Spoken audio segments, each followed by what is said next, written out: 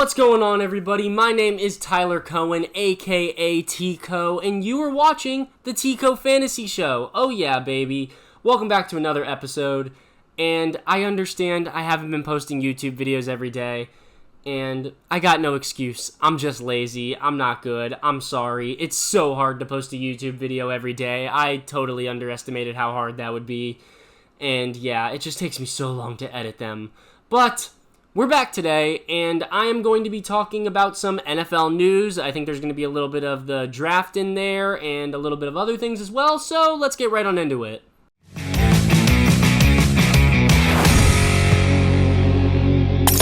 Okay, so first thing, source, I am Sauce Gardner, has been named to the AP's All-Riz team. I hope you've seen this whole Jessica Alba thing with him and Aaron Rodgers. Apparently they went to a basketball game, and Aaron Rodgers talked to Sauce, and he was like, "Yo, Sauce, do you know who that girl is over there?" And Sauce is like, "Nah, man, I don't know who that is."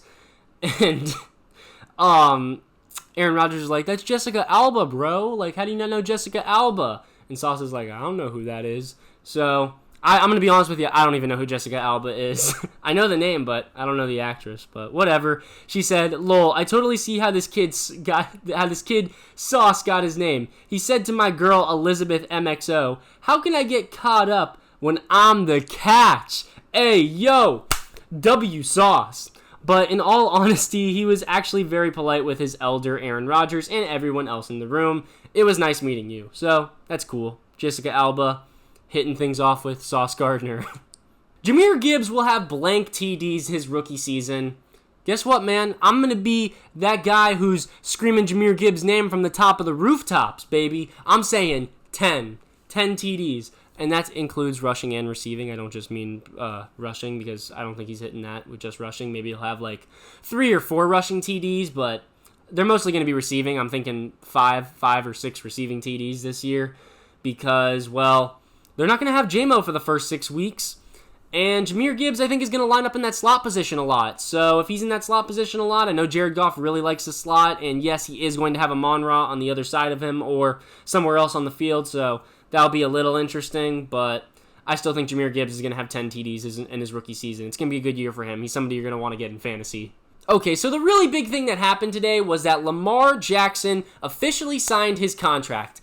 And all I'm seeing on Twitter right now is just all about him at his press conference. I mean, this video right here is him talking about how he just got Zay Flowers, and he's got OBJ, and he's got Mark Andrews, and he's got Rashad Bateman, and now he thinks he can throw for 6,000 yards. Now, I posted this on my TikTok, or while I'm filming this video, I haven't posted this on my TikTok yet, but I am going to, and I said that's just unrealistic. He's not throwing for 6,000 yards, even if he's got freaking Jerry Rice out there.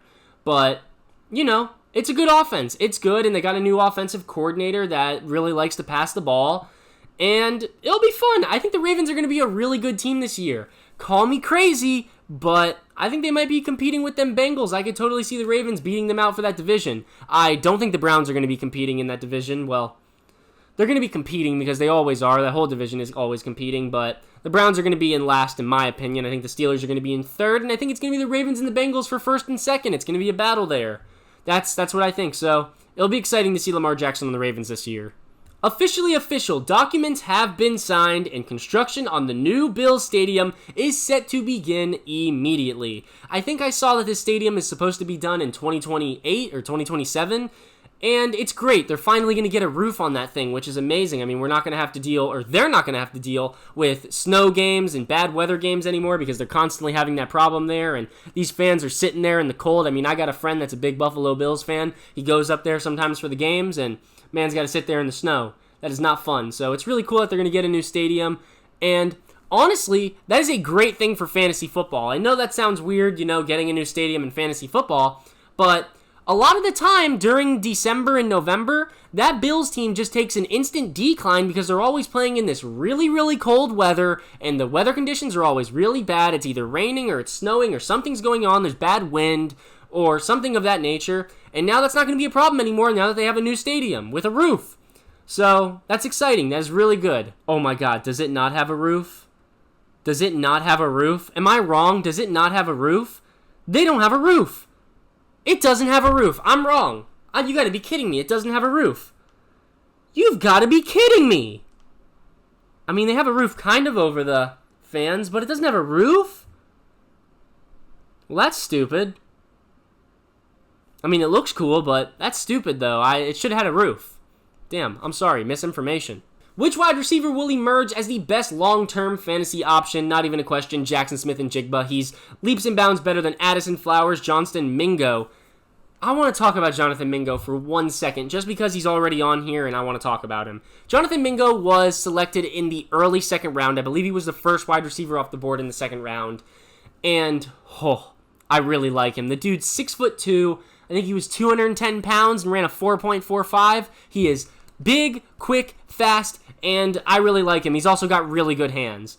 So, I wasn't a big fan of him before the NFL draft, but now seeing that he got really good draft capital and that he ended up on the Panthers where he's going to have Bryce Young as his QB and not really any other target competition, I am very excited for Jonathan Mingo, and I think having him as their wide receiver 5 is totally agreeable. That's where I have him on my list as well as my wide receiver 5.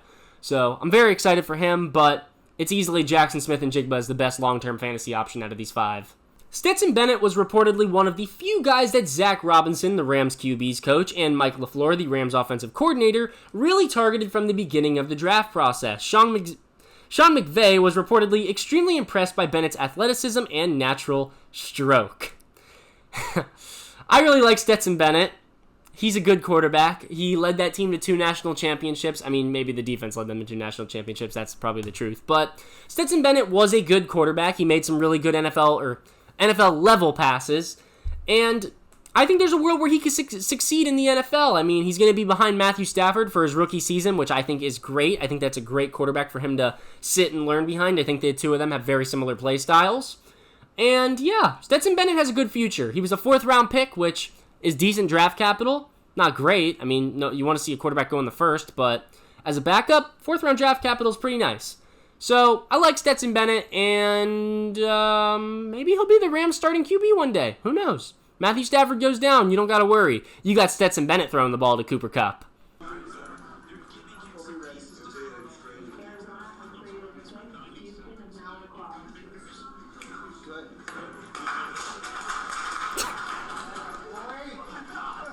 They're hyped. Well, I mean, that's not really that hyped, but for a room full of guys in suits, that's pretty hyped. That's the Colts GM, Chris Ballard, on celebrating the Texans trading for the 3rd pick to get Will Anderson because he finally knew that he was going to get Anthony Richardson.